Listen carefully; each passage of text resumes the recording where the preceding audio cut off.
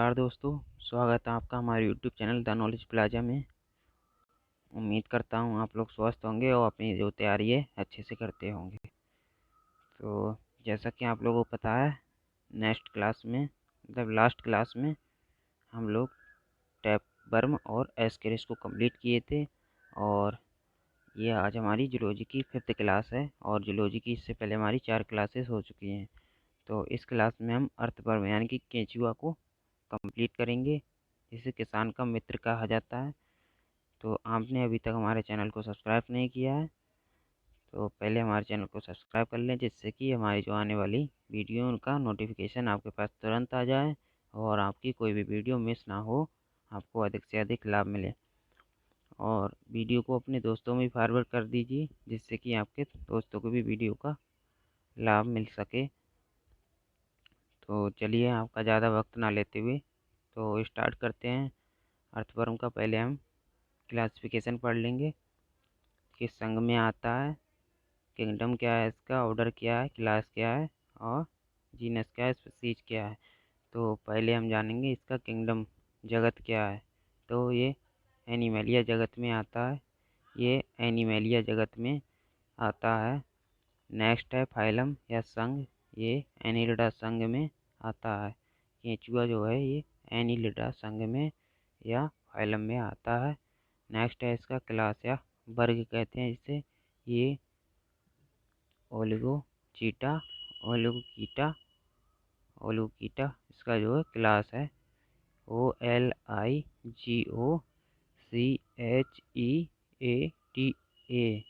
ओलिगोचीटा ओलिगोचीटा class या वर्ग में आता है। नेक्स्ट है इसका ऑर्डर, ऑर्डर क्या है इसका, या गण कहते हैं, ये ओपिस्थोपिथोरा गण में आता है, ओपिस्थोपिथोरा गण में आता है।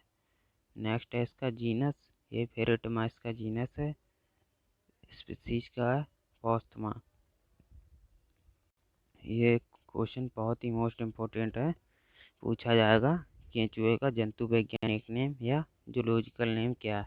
तो क्या है, pheretima posthuma. UP CATET, UP board और BHU है, ICR, सभी में ये बहुत ही मोस्ट इम्पोर्टेंट क्वेश्चन है। फेरेटिमा पोस्टमा किसका जंतु वैज्ञानिक नेम है, तो अर्थवर्म केंचुआ का। बेहिचक लेख बेहिचक होकर लगा देना है, आपको कंफ्यूज नहीं होना है। और अब नेक्स्ट क्वेश्चन पे बढ़ते हैं।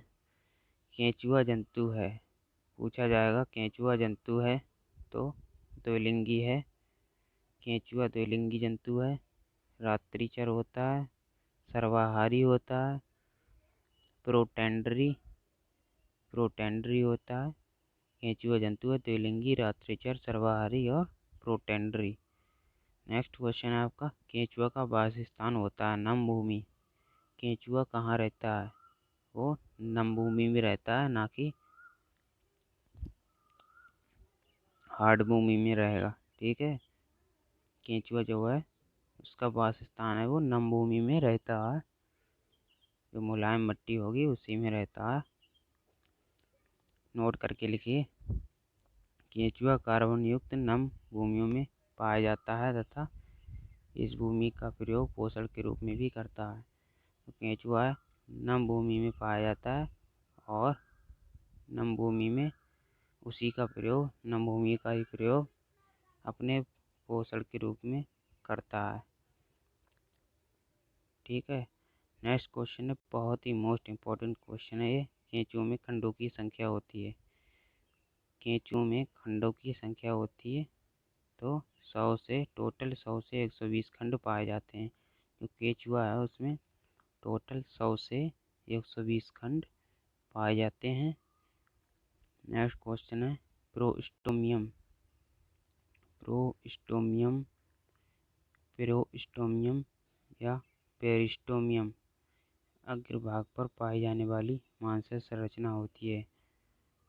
प्रोस्टोमियम पेरिस्टोमियम के अग्रभाग पर पाई जाने वाली मांसल संरचना होती है। जो प्रोस्टोमियम है ये पेरिस्टोमियम के अग्रभाग पर पाई जाने वाली एक मांसल संरचना होती है। नेक्स्ट है आपका पेरिस्टोमियम, केंचुआ का प्रथम खंड वो है पेरिस्टोमियम में होता है। पेरिस्टोमियम में केंचुआ का प्रथम खंड पाया जाता है, तो पेरिस्टोमियम में। ये दोनों बहुत ही मोस्ट इम्पोर्टेंट क्वेश्चन है।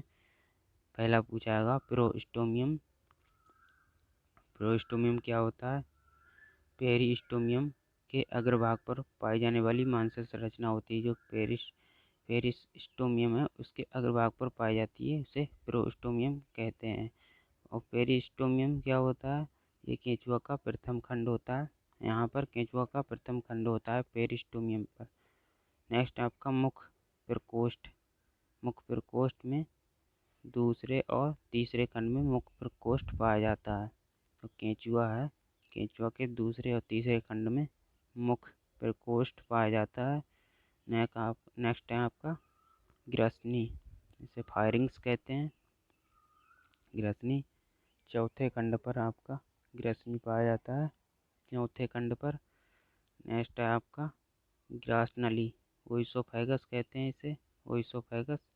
ये 5 में से 8वें खंड में पाया जाता है। ओइसोफेगस केंचुआ के 5 में से 8वें खंड में पाया जाता है। नेक्स्ट है आपका शुक्र ग्राह का छिद्र या स्पर्मेटिकल स्पोर। ये कौन से खंड में पाया जाता है? इनकी संख्या होती है, पहली बात तो इनकी जो शुक्र ग्राह का छिद्र होते हैं इनकी संख्या होती है 4 जोड़ी। केंचुओं में इनकी संख्या 4 जोड़ी होती है, 4 पेयर। स्पर्मेटिकल स्पोर 5वें या छठे या 7वें, और 7वें या 8वें या 9वें खंड के अंतराखंडीय खांचों पर। ठीक है, शुक्र ग्रह का छिद्र होता है जो 5वें या छठे या 7वें या 8वें और 8वें या 9वें खंड के अंतराखंडीय खांचों पर पाई जाती है। नेक्स्ट है आपका पेसड़ी या गिजार्ड। ये 9वें खंड में पाई जाती है, केंचुए के 9वें खंड में पाई जाती है। तो पेसड़ी या गिजार्ड क्वेश्चन पूछा जाएगा आपका, केंचुए के 9वें खंड में पाई जाती है। तो उसमें ऑप्शन रख दिए होंगे हृदय, शुक्र ग्राह का छिद्र, पेसड़ी, वृषण। तो आप वहाँ पर क्या लगा के आएंगे? गिजार्ड, पेसड़ी लगा कर आएंगे। पेसड़ी, केंचुए में जो पेसड़ी होती है उसका कार्य होता है भोजन को पीसना, भोजन को पीसना होता है गिजार्ड का कार्य, पेसड़ी का कार्य। नेक्स्ट क्वेश्चन है आपका हृदय, हार्ट। बहुत ही मोस्ट इम्पोर्टेंट क्वेश्चन है, कई बार तो पूछा गया है ये। हार्ट या हृदय कितनी जोड़ी पाए जाते हैं केंचुए में? ये 4 जोड़ी पाए जाते हैं। ये 2 क्वेश्चन है यहीं पर, बहुत मोस्ट इम्पोर्टेंट क्वेश्चन है। केंचुए में हृदय कितने जोड़ी पाए जाते हैं?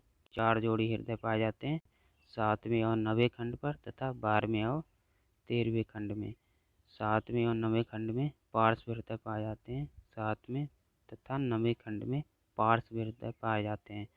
यहाँ पर ध्यान दीजिए आप लोग, 7वें और 9वें खंड में पार्श्व हृदय पाए जाते हैं तथा 12वें एंड 13वें खंड में पार्श्व ग्राही का हृदय पाया जाता है। पार्श्व ग्रासी का हृदय पाया जाता है वो 12वें और 13वें खंड में पाया जाता है, पार्श्व ग्रासी का हृदय। नेक्स्ट क्वेश्चन आपका वृषण। ये 10वें और 11वें खंड में पाए जाते हैं। बहुत ही मोस्ट इम्पोर्टेंट क्वेश्चन है, यूपी बोर्ड में तो कई बार पूछा गया है ये, और साथ साथ यूपी कैडेट, आईसीआर, पीएचयू के लिए भी बहुत ही मोस्ट इम्पोर्टेंट क्वेश्चन है वृषण। वृषण केंचुए में कौन से खंड में पाए जाते हैं? तो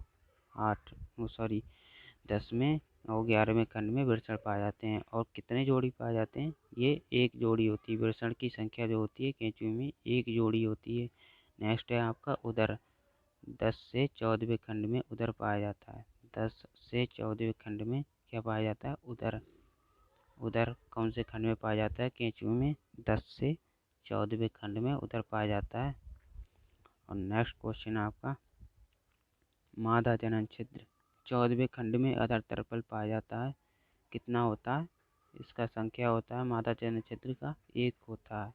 ये 14वें खंड में अधर तल पर पाया जाता है। जो मादा जनन छिद्र होता है केंचुए में 14वें खंड में अधर तल पर पाया जाता है, और इसका संख्या होता है मादा जनन छिद्र का 1 होता है।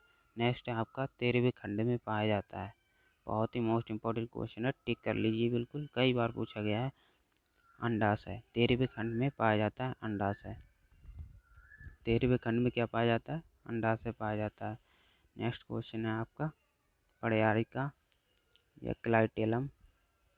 पर्यायिका या क्लाइटेलम 14वें, 15वें और 16वें खंड में पाई जाती है। पर्यायिका या क्लाइटेलम बहुत ही मोस्ट इम्पोर्टेंट क्वेश्चन है। ये भी यूपी बोर्ड में कई बार पूछा गया है और यूपी कैटेट ICAR BHU में भी।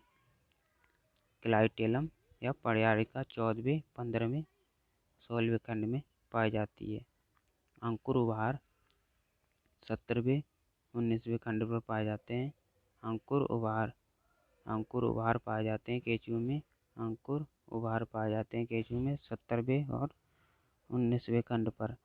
नेक्स्ट है आपका नर जनन छिद्र 18वें खंड के पार्श्व तल पर पाए जाते हैं। 18वें खंड के पार्श्व तल पर नर जनन छिद्र पाए जाते हैं। इनकी संख्या कितनी होती है? 2 होती है। नर जनन छिद्र की संख्या कितनी होती है? 2 होती है और ये 18वें खंड के पार्श्व तल पर पाए जाते हैं। नेक्स्ट है आपका आंत्रबलन। टिफ्लोसील टिफ्लोसील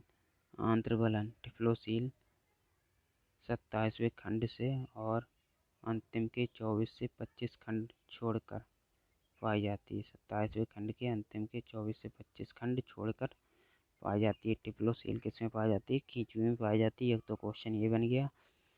और ये कौन से खंड में पाई जाती है? 27वें खंड से और अंतिम के 24 से 25 खंड छोड़कर।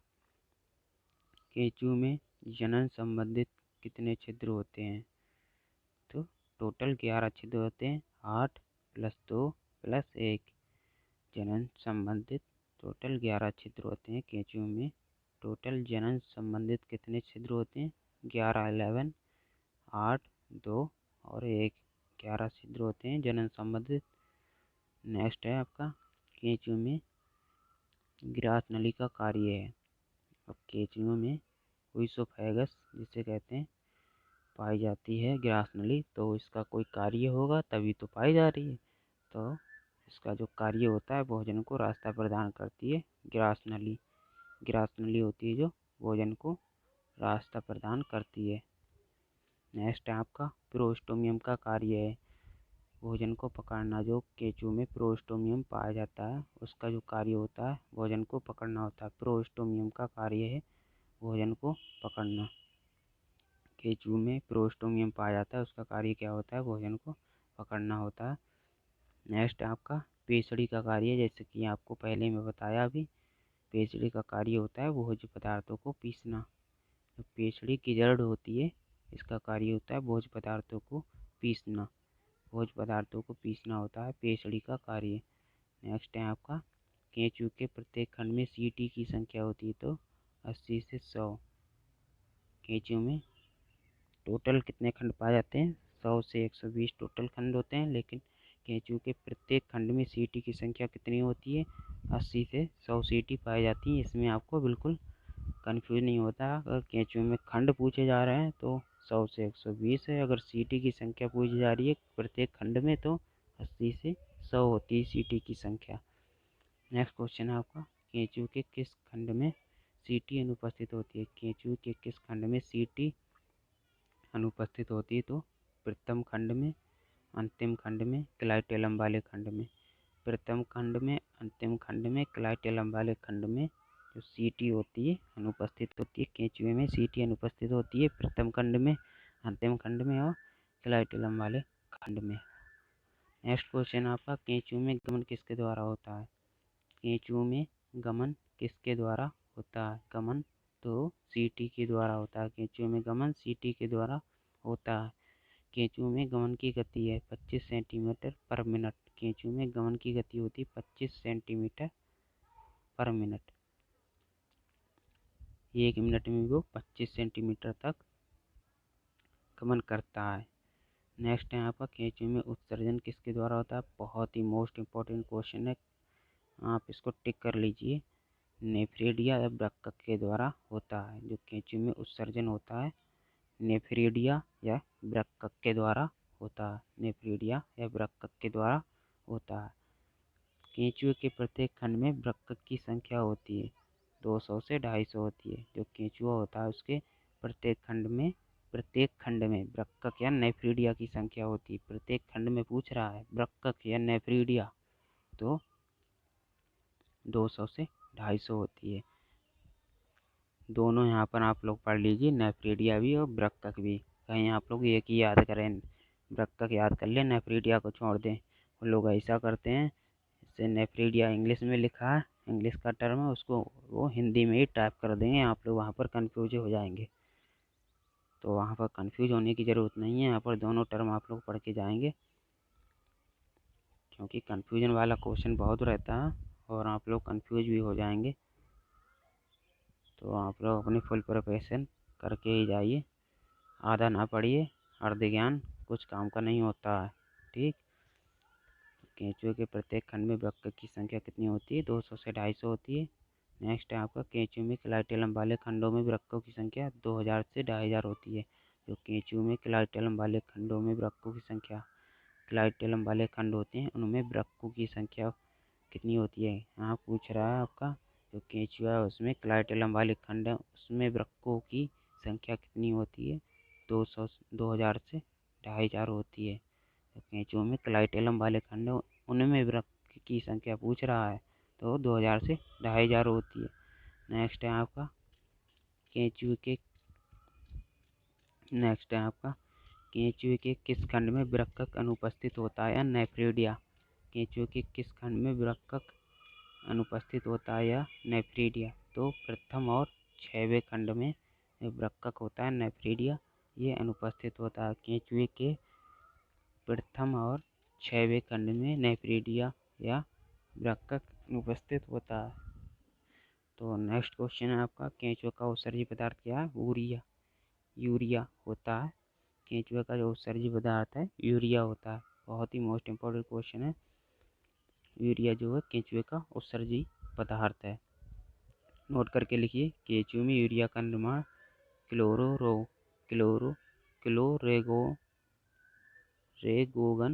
कोशिका में होता है। क्लोरेगोगन कोशिका में होता है। क्लोरेगोगन कोशिका में होता है। जो केंचुआ होता है उसमें यूरिया का निर्माण क्लोरेगोगन कोशिका में होता है। ठीक है। नेक्स्ट क्वेश्चन है आपका केंचुआ यूरिया का उत्सर्जन करता है इसलिए इसे यूरियोटेलिक जंतु कहा जाता है। जो केंचुआ होता है यूरिया का उत्सर्जन करता है इसलिए इसे यूरियोटेलिक जंतु कहा जाता है। कई बार क्वेश्चन पूछा जा चुका है। जो केंचुआ होता है जो जंतु यूरिया का उत्सर्जन करते हैं उसको कहा जाता है। क्वेश्चन ऐसे भी आ जाएगा, जो जंतु यूरिया का उत्सर्जन करते हैं उन जंतुओं को कहा जाता है, तो यूरियोटेलिक जंतु कहा जाता है। अमोनिया का उत्सर्जन करते हैं तो अमोनोटेलिक कहा जाता है। ठीक है। तो नेक्स्ट क्वेश्चन है आपका केंचुआ का भूरा रंग पोरफायरिन नामक बढ़त के कारण होता है। बहुत ही मोस्ट इम्पोर्टेंट क्वेश्चन है। जो केंचुआ होता है उसका भूरा रंग किसके कारण होता है? भूरा रंग ब्राउन कलर किसके कारण होता है? पोरफायरिन नामक बढ़त के कारण होता है। पोरफायरिन नामक बढ़त के कारण केंचुआ का भूरा रंग होता है। पोरफायरिन नामक बढ़त का कार्य है। आप पूछ रहा है पोरफायरिन नामक जो बढ़त है केंचुए में उसका कार्य होता है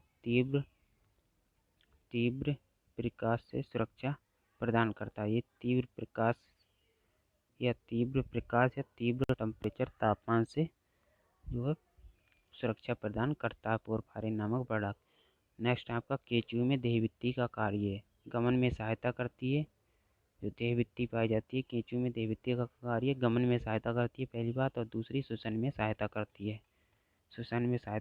गमन में सहायता करती है सीलोमिक द्रव का स्रवण करना। सीलोमिक जो द्रव होता है उसका स्रवण करना। और नेक्स्ट आपका संवेदांगों की तरह कार्य करना। संवेदांग है उनकी तरह कार्य करना देहभित्ति का होता है। नेक्स्ट है आपका केंचुए में सीलोमिक द्रव का क्या कार्य है? जो सीलोमिक द्रव पाया जाता है केंचुए में उसका क्या कार्य है? केंचुए में सीलोमिक द्रव का कार्य होता है। गमन में सहायता प्रदान करता है सीलोमिक द्रव, श्वसन में सहायता प्रदान करता है, जीवाणुओं से शरीर की सुरक्षा प्रदान करता है। जीवाणुओं से शरीर की सुरक्षा प्रदान करता है। आप लोग साथ साथ नोट्स बनाते जाइए और कॉपी लेके बैठिएगा, ठीक है। आप लोग साथ साथ नोट्स बनाते जाएंगे। और अगर मैं वीडियो को ज़्यादा तेज़ पढ़ा रहा हूँ तो आप वीडियो को पॉज करके आराम से नोट करके लिख सकते हैं। नेक्स्ट क्वेश्चन आपका बहुत ही मोस्ट इम्पोर्टेंट क्वेश्चन है। केंचुआ श्वसन करता है नम त्वचा द्वारा। केंचुआ श्वसन करता है, केंचुआ श्वसन करता है तो नम त्वचा के द्वारा श्वसन करता है, ठीक है। बहुत मोस्ट इम्पोर्टेंट क्वेश्चन है। केंचुआ किस प्रकार का श्वसन करता है? ऑक्सी श्वसन करता है। और किसके थ्रू करता है? नम त्वचा के द्वारा करता है। एरोबिक रेस्पिरेशन करता है। ऑक्सी श्वसन करता है, एरोबिक रेस्पिरेशन। नेक्स्ट है आपका संघ एलिनिडा से रक्त परिसंचरण तंत्र की शुरुआती। संघ एनिलिडा से ही रक्त परिसंचरण तंत्र की शुरुआती। तो वो रक्त परिसंचरण तंत्र की शुरुआत किससे हुई? संघ एनिलिडा से। और पिछली वीडियो में मैंने आपको बताया था तंत्रिका तंत्र की शुरुआत किस संघ से हुई? तो प्लेटी एलिमेंट्री संघ से तंत्रिका तंत्र की शुरुआत हुई है, ठीक है। और रक्त परिसंचरण तंत्र की शुरुआत किससे हुई? संघ एनिलिडा से। और रक्त परिसंचरण तंत्र की खोज किसने की? रक्त परिसंचरण तंत्र की खोज किसने की? क्वेश्चन को नोट करके लिख लेंगे ऊपर कॉपी के ऊपर साइड में। William Harvey, William Harvey, William Harvey ने रक्त परिसंचरण तंत्र की खोज की थी। नेक्स्ट है आपका केंचुए में किस प्रकार का रक्त परिसंचरण तंत्र पाया जाता है? तो केंचुए में बंद प्रकार का या क्लोज टाइप, बंद प्रकार का या क्लोज टाइप रक्त परिसंचरण तंत्र पाया जाता है। क्लोज टाइप रक्त परिसंचरण तंत्र पाया जाता है। तो केंचुए में क्लोज टाइप रक्त परिसंचरण तंत्र पाया जाता है। बहुत ही मोस्ट इम्पोर्टेंट क्वेश्चन है, आप इसको टिक कर लीजिए, इम्पोर्टेंट लगा लीजिए। सॉरी। केंचुए का रक्त लाल किसके कारण होता है? तो केंचुए का रक्त लाल किसके कारण होता है? क्वेश्चन पूछा जाएगा केंचुए का रक्त है लाल किसके कारण होता है? केंचुए का रक्त लाल किसके कारण होता है? तो हीमोग्लोबिन के कारण केंचुए का जो रक्त है वो लाल होता है। नेक्स्ट आपका केंचुए के गुदा द्वारा निकला हुआ महीन पिसा हुआ मृदा कहलाता है। जो केंचुए के गुदा द्वारा महीन पिसा हुआ मृदा निकलता है उसको कहा जाता है, उसको पुरीस या कास्टिंग कहा जाता है। पुरीस या पुरीस या कास्टिंग कहा जाता है। जो केंचुए के द्वारा उसके गुदा के द्वारा जो महीन पिसा हुआ मृदा निकलता है उसको कहा जाता है पुरीस, कहा जाता है उसको कास्टिंग। बहुत मोस्ट इम्पोर्टेंट क्वेश्चन है। मैं जो इम्पोर्टेंट क्वेश्चन बताया करूँ आप लोग उसको टिक कर लीजिएगा, ठीक है। केंचुए में जनन, अब पढ़ेंगे केंचुए में जनन। केंचुए का जनन काल होता है वर्षा ऋतु। जो केंचुए में जनन होता है वो वर्षा ऋतु में होता है। केंचुए में वृषण की संख्या होती है तो एक जोड़ी वृषण पाया जाता है, जैसा कि पहले बता चुका हूँ। और जो वृषण कौन से खंड में पाए जाते हैं? 10वें और 11वें खंड में पाए जाते हैं, जैसा कि पहले बता दिया मैंने। जब हम खंड पढ़ रहे थे तभी बता दिया था मैंने। वृषण वो एक जोड़ी पाए जाते हैं और 10वें 11वें खंड में पाए जाते हैं। केंचुए में अंडाशय की संख्या कितनी होती है? एक होती है, ना कि एक जोड़ी, एक होती है। कन्फ्यूज ना हुई, वृषण की संख्या एक जोड़ी होती है, अंडाशय की संख्या एक होती है। और 13वें खंड पर पाया जाता है अंडाशय। केंचुए में जो अंडाशय होता है 13वें खंड पर पाया जाता है। केंचुए में किस प्रकार का निषेचन होता है? तो पर निषेचन होता है। केंचुए में किस प्रकार का निषेचन होता है? क्वेश्चन पूछा जाएगा केंचुए में किस प्रकार का निषेचन होता है? तो पर निषेचन होता है। केंचुए में पर निषेचन होता है। और केंचुए में प्रोस्टेट ग्रंथि का संख्या होता है। जो प्रोस्टेट ग्रंथि होती है मास्टर ग्लैंड कहते हैं, जिसे पिट्यूटरी ग्लैंड भी कहते हैं। लिख लीजिए, प्रोस्टेट ग्रंथि को मास्टर ग्लैंड, पिट्यूटरी ग्लैंड भी कहते हैं। प्रोस्टेट ग्रंथि की संख्या कितनी होती है? एक जोड़ी होती है। केंचुए में प्रोस्टेट ग्रंथि की संख्या कितनी होती है? 1 पेयर, एक जोड़ी। केंचुए में किस प्रकार का निषेचन पाया जाता है? तो बाह्य निषेचन पाया जाता है। केंचुए में किस प्रकार का निषेचन पाया जाता है? बाह्य निषेचन पाया जाता है। और किस प्रकार का निषेचन होता है? तो परनिषेचन होता है। केंचुए में किस प्रकार का निषेचन पाया जाता है? बाह्य निषेचन। और किस प्रकार का निषेचन होता है? तो परनिषेचन होता है। नोट करके लिखिए, केंचुए में निषेचन शरीर के बाहर कोकून में होता है। जो केंचुआ है उसमें निषेचन कहाँ होता है? तो शरीर के बाहर कोकून में होता है। जो केंचुए में निषेचन शरीर के बाहर कोकून में होता है। कोकून का निर्माण होता है वर्षा ऋतु में जनन के समय क्लाइटेलम द्वारा कोकून का निर्माण होता है। जो केंचुआ होता है उसमें कोकून का निर्माण कब होता है? तो वर्षा ऋतु में जनन के समय क्लाइटेलम के द्वारा, पर्यायिका कहते हैं क्लाइटेलम को, तो उसके द्वारा कोकून का निर्माण होता है। तो नेक्स्ट क्वेश्चन है आपका, किस भारतीय वैज्ञानिक ने केंचुए पर गहन अध्ययन किए? तो के.एन. बहेल ने। के.एन. बहेल ने गहन अध्ययन किए। ये भारतीय वैज्ञानिक थे के.एन. बहेल। इन्होंने गहन अध्ययन किए थे केंचुए पर। तो उम्मीद करता हूँ आप लोग को वीडियो पसंद आई होगी। वीडियो को लाइक करें, शेयर करें अपने दोस्तों में, और अधिक से अधिक जो वीडियो को अपने दोस्तों में फॉरवर्ड करें, जिससे कि आपके दोस्तों को भी वीडियो का लाभ मिल सके। और अगर वीडियो में कोई भी मिस्टेक हुई तो क्षमा करें। और आपको कुछ भी समझ ना आए तो आप कमेंट बॉक्स में बोल सकते हैं। और अगर पढ़ाने में भी मुझसे कोई गलती हो रही तो आप लोग कमेंट बॉक्स में बोल सकते हैं, तो जिससे कि मैं अगली वीडियो में उसको सुधारने की कोशिश करूँगा। और आपका कोई भी डाउट हो तो उसको भी आप कमेंट बॉक्स में टाइप कर सकते हैं, जिससे कि अगली वीडियो में उसको मैं डिस्क्राइब कर सकूं। तो आपकी ये वीडियो यहीं पर समाप्त होती है। मिलते हैं अगली वीडियो में नए लेक्चर के साथ। जय हिंद, जय भारत।